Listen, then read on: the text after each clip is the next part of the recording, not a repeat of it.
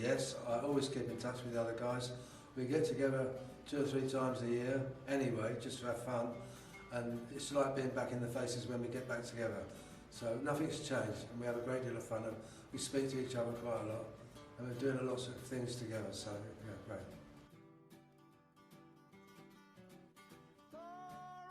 From what I remember about Paul McCartney liking Maybe on Amaze, was he liked it, because he said, well done guys, and he really enjoyed it.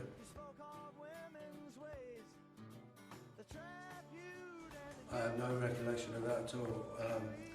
My drum solo was basically the same length, more or less, and also the Keith Richards joining us on stage.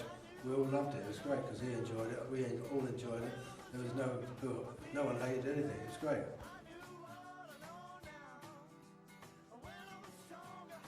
Well, at the moment, because it's our 50th anniversary year, which is nearly over, we've been working on, for the last few months, our back catalogue and trying to find a few gems, which we're currently in progress of doing. So watch this space and see what happens. It's always very difficult when, you know, the original band, 2 of the members are gone. It makes the band sort of incomplete.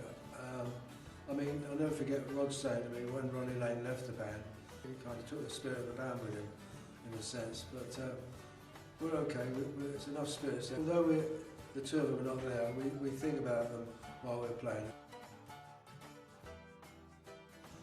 First, if I can remember what was on, it would be great. I think Flying was one of them. And so I think Flying was a really great song. My tartan drum kit is still around, live, kicking and looking at me every other day somewhere. It's around, yeah, it's all great. I'd say we came up with a lot of our riffs in the studio because we just played. Sometimes we go with nothing and we come out with a song or 2. So quite a lot was done in the studio, but I'd say 50-50. No, I really enjoyed, you know, the whole experience. And Ronnie Lane is such a great songwriter anyway. And the song was really good, so yeah, no, it's all good.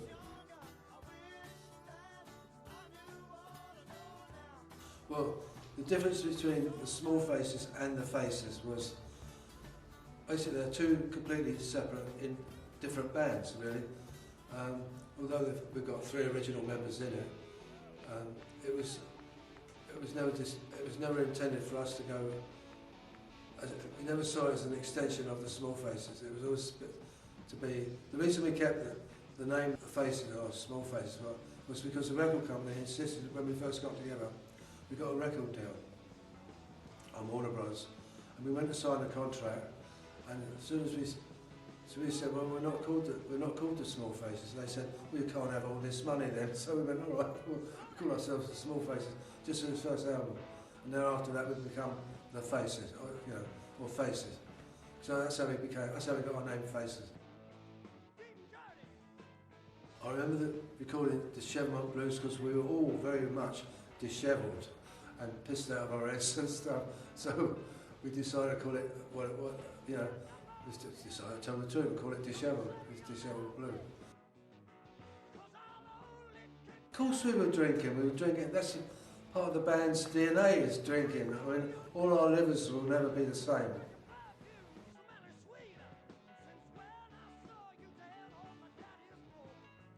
I don't think it mattered that they were chart-topping albums because basically we just wanted to make an album and I hope it did well. It did really well, it sold really well, but it made the charts and all that, but the problem is it didn't make the high end of the charts, so we're quite satisfied with that.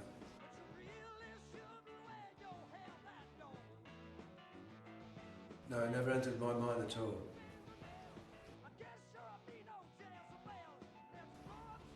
Well, everyone was a bit of a jokester, but I'd say probably Rod and Woody take the cake for that. No, unfortunately we don't stay in touch.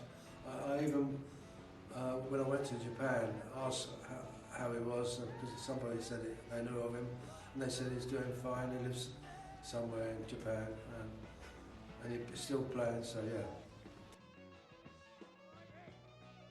No, they weren't meant to be. They weren't meant to be backing tracks. And have lyrics on. No, we did it as an instrumental. When I was sober, yeah. But yeah, no, I always thought we were a good band, and sometimes I thought I don't see what people see in us. But because half the time, I tell you what, being in the band was like being in the pub with the mates and stuff like that, and the audience picked up on that. It was great. We all had a great time together.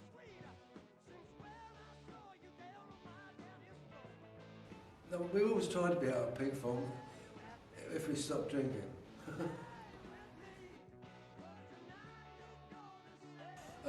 When I first started to play drums and I did sessions, and I first started doing sessions whilst I was in the Small Faces, I used to write my own, I did learn to read a tiny bit of music, and then I made my own notes when I did sessions in Kenney style, so I knew what I was doing, yeah.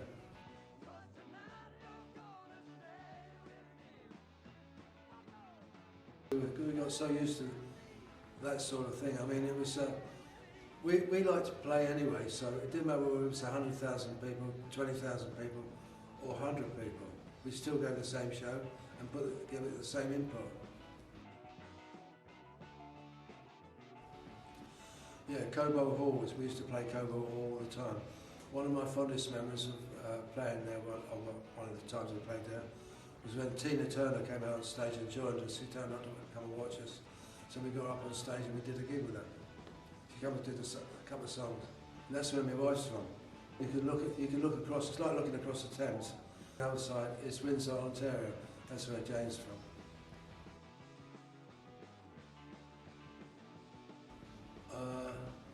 Oh God, what a question. I mean, I like most of the Faces songs. Some are a bit more dishevelled than others, but in the main, I think Ooh La La I have to go with, and Ronnie Lane, Debris.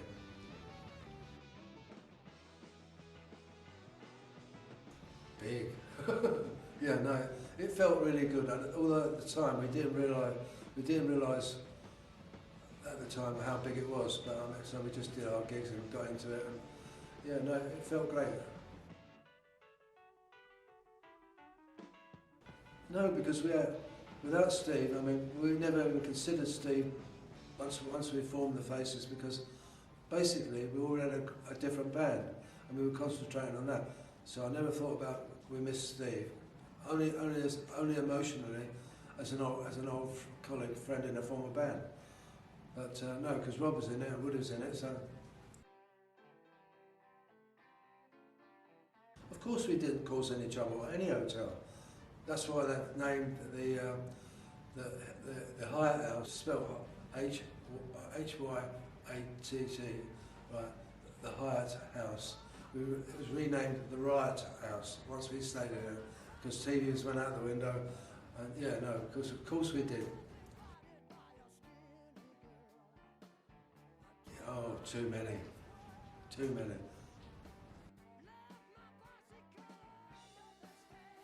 Not between band members, but I remember when we played in Honolulu, in Hawaii, Helen Reddy was checking into the hotel, and we were just leaving. Her manager started causing trouble because the rooms weren't ready, and had to go at Mac, because he was waiting to get into Mac's room. And so Mac and him had a sort of a punch up, basically. So Mac punched him and he flew back. He fell back into the wall, and there was a big picture frame on the wall, and it just landed straight on top of him.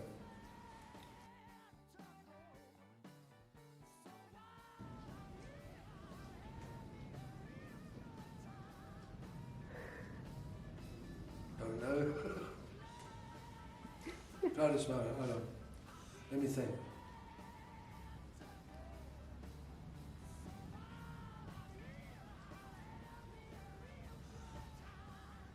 That's a really difficult question.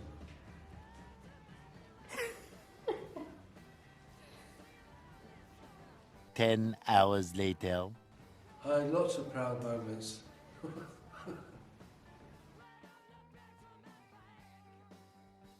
I don't really know, to be honest. I mean, because I used to wear sort of these kind of girly kind of tops, you know, and they were nice and easy to play in, so nice and light. So yeah, no, we all enjoyed dressing up in a faces way.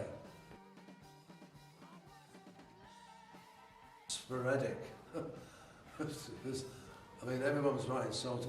We always found ourselves in the studio at the last minute with hardly any material. So a lot of the material was kind of written, like I said earlier, 50-50, some in the studio and some outside.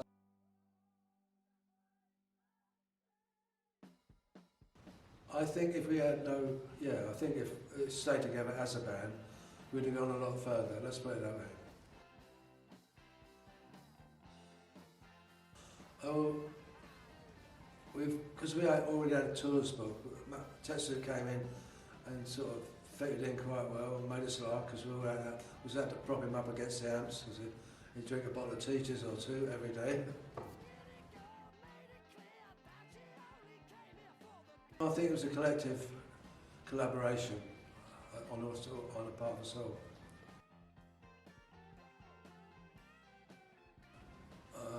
My favourite memory? All of them.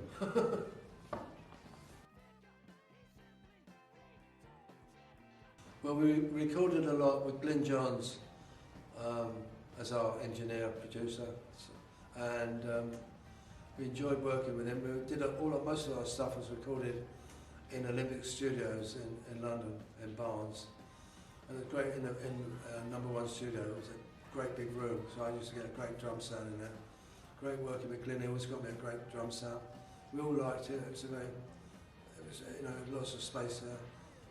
And also, when we toured America, if we came up with a good idea for a song or whatever, we would go into the nearest studio and record it. Because basically, Rod had moved to America. That didn't break it up at all, because we were still touring.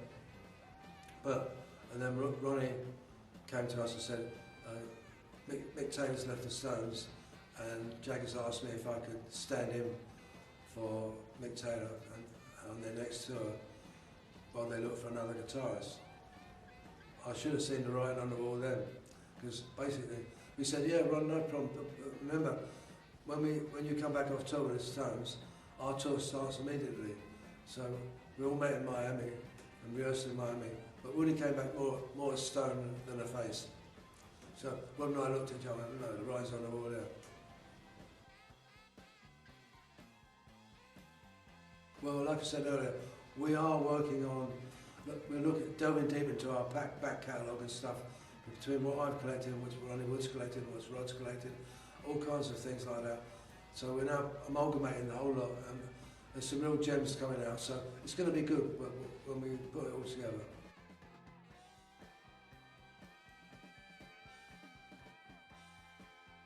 Oh, thank you very much. I feel like a coconut now. What's an icon? Thanks for all the questions you've sent in, and I hope to see you all again soon and answer a few more. Take care.